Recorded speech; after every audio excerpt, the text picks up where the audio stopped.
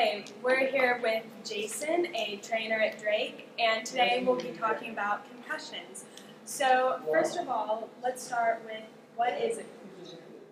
So pretty much a concussion is any blow or sudden jarring of the brain or head that basically impairs any kind of regular brain function that can lead to multiple different concussions. And I mean that could really typically happen anyway. It could be from a ball to the head, it could be a blow to the body that causes the head to move quickly, whereas the brain just kind of smashes against the skull. So it may not even be necessarily from a blow to the head so much, or it could just be a blow to the body as well. So what sports or activities do you see concussions in the most? In general, or here at Drake? At Drake. At Drake, I would say we definitely see a lot during football. Football, the big high collision sport. Another one, I would say you see in the horizon would be, I would say boys and girls soccer. Soccer is a huge one, especially this year. We had quite a few concussions that we're treating. Those are the two main ones.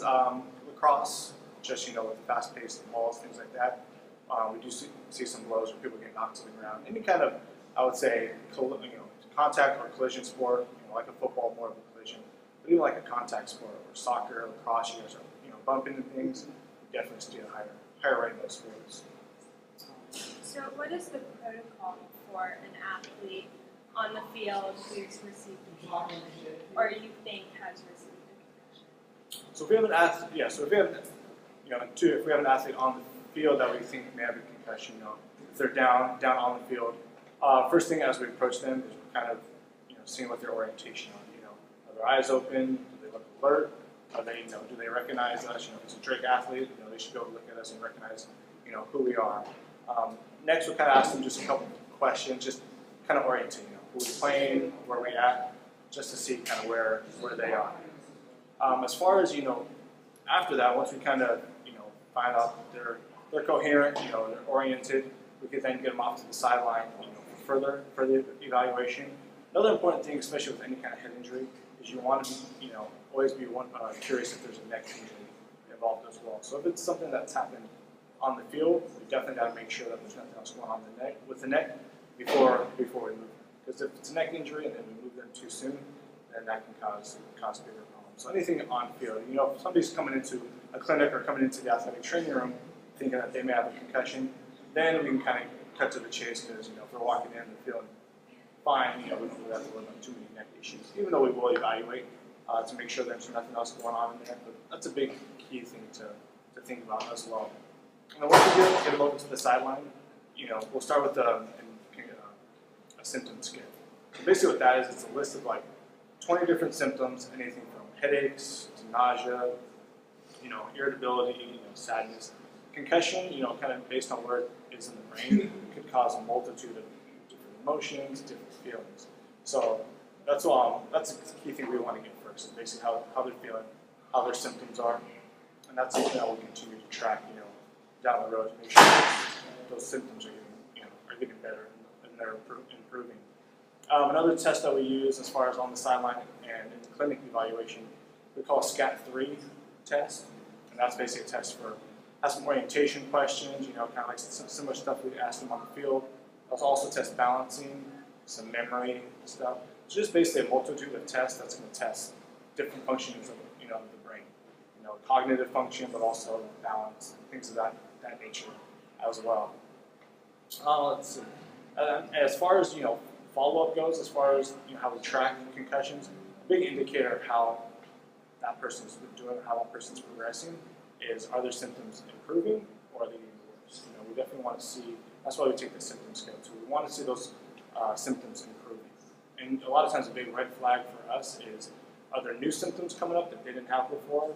That's kind of something we want to look out for, and usually refer them to the emergency room. If that does happen, or if they have symptoms that all of a sudden spike and get a lot worse. Other things we kind of want to be aware of as well. Typically, we'll just kind of track those and make sure they're improving. Definitely have to modify activity. Kind of keep them out of anything that's could potentially cause another blow to the head.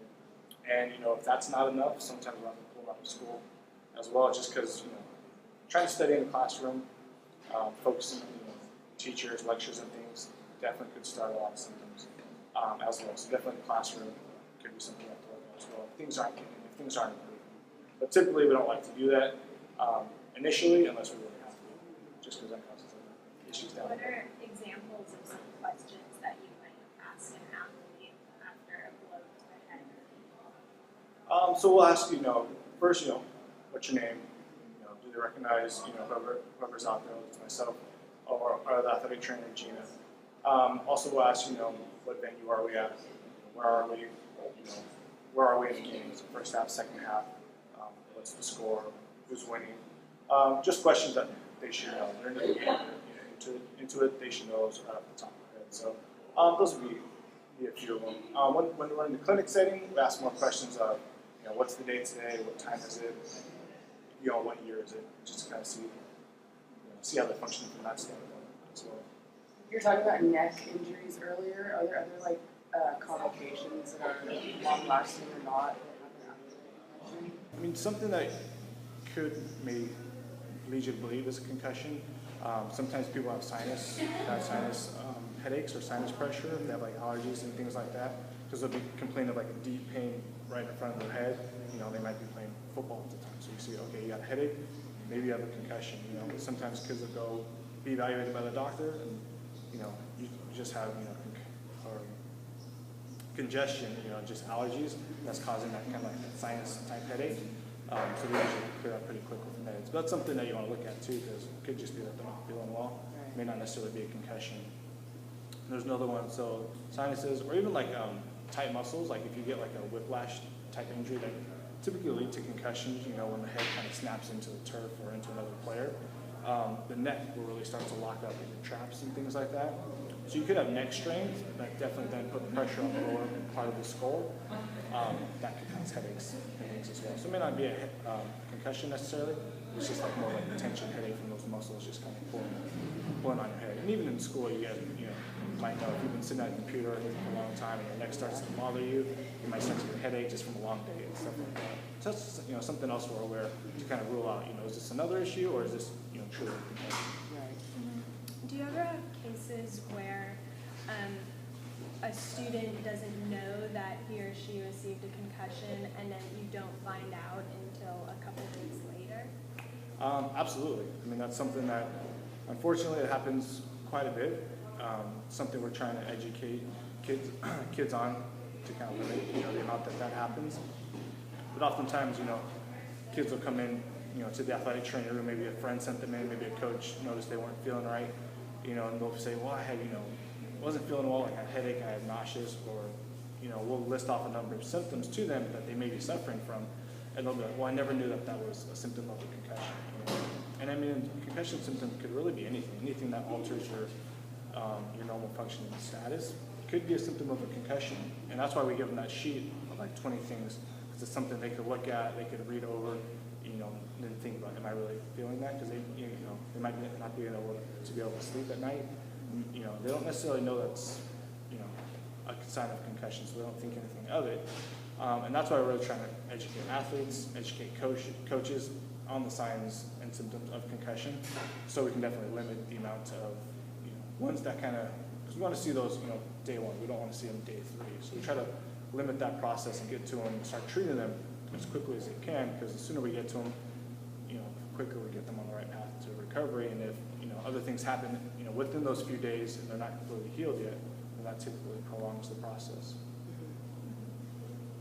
Do you think that there will be a decrease in the number of concussions since there's so much more education available about concussions, or do you think that the rate will kind of stay the same because sports are naturally competitive? Yeah, I mean, I would hope to say that they would be less, but I think, like you said, the natural, competitiveness of sport, I don't think that's going to change very much. I mean, technology might, find a way to, make better helmets to, limit concussions or, help that way. But I think the amount of concussions probably is going to, be relatively the same. What we would like to see is that more concussions that go, or less that go undiagnosed. Our big push of education is, this is what to be careful of. This is when you need to go see your athletic trainer or your physician. So I mean, that's our big part of the education. I don't think it's going to be less, but hopefully we can get to more of them, and we have less kids out there playing with potentially concussions. You know, just thinking that they have a headache, like, oh, I'm going to go back out to practice. You know, not talk to anybody about it. Those are the ones that we worry about and that we're really trying to limit, because I think there's a lot of things that can be done, you know, to kind of speed up that process to get them back to feeling well. You know, but I think a huge part is the education. We're not trying to use, you know, scare tactics, but, you know, a little bit, just trying to make aware of what happens. You know, not necessarily that first hit, but if you don't tell anybody and you get, you know, more hits after that, because you know, it could be potentially catastrophic injuries. So I think, you know, that's what we're working towards as far as the education wise. And you're talking a little bit before about the protocol to returning to sport. What is it in like a little more detail, like the certain steps you have to take to get back on the field? Sure. So that's why, I mean, a lot of people have different protocols as far as what we use here at Drake and also through our clinic at UCSF is pretty much our 7-step return to play protocol. Each step typically takes about 24 hours, you know, so if you're able to pass that step after 24 hours, then you can progress to the next step. If at any, so the first step is completely asymptomatic, meaning no concussion, no nausea, whatever was on that sheet that they initially checked off, you know, day one, all that stuff's got to be completely back to zero. Once they're at that for 24 hours, then we can start that return to play progression. So step 2 is light exercise, you know, maybe 20 minutes on the bicycle, you know, something very light that, you know, you guys do much more of that every day, but we just want to start real light and build off of that. So 7 steps total, starts with light activity, you know, progresses to moderate activity, then, you know, you progress to like a half practice, you know, non-contact, and then a full practice, and then like a half practice with contact, and then like a full practice, full contact. So each of those should take 24 hours. So you can practice one day, you feel fine, you take the next step the next day. If anywhere during that process you have a return of symptoms, you start all the way back at that first stage until you're completely symptom-free again, and then you start to build up that way. So, and then there's other, you know, returning to school progressions as well, but those are a little bit more in depth because it's a lot of, you know, limiting, you know, electronic use, limiting the amount of homework, limiting the amount of class time. So it's similar in the way that it tracks that progression of the return to play protocol, just more with school stuff, the amount that you're studying and things like that. And then, so as far as, if we're ever concerned that somebody does have concussion here at Drake, they must go see a doctor within 48 hours. So that's kind of the first step. Go to the doctor, be evaluated by your physician, and then you can start that process. You know, they just want to, you know, rule out that nothing else is going on, because they're going to be ultimately under the care of the physician. I mean, we work with the athletes here and track and help along with that process, but they're under, you know, the direct supervision of the doctor. And before they go back to that full clearance, that's kind of that last step, second to last step of the final clearance is getting it cleared by the doctor. Well, thank you so much for the Thank you. interview.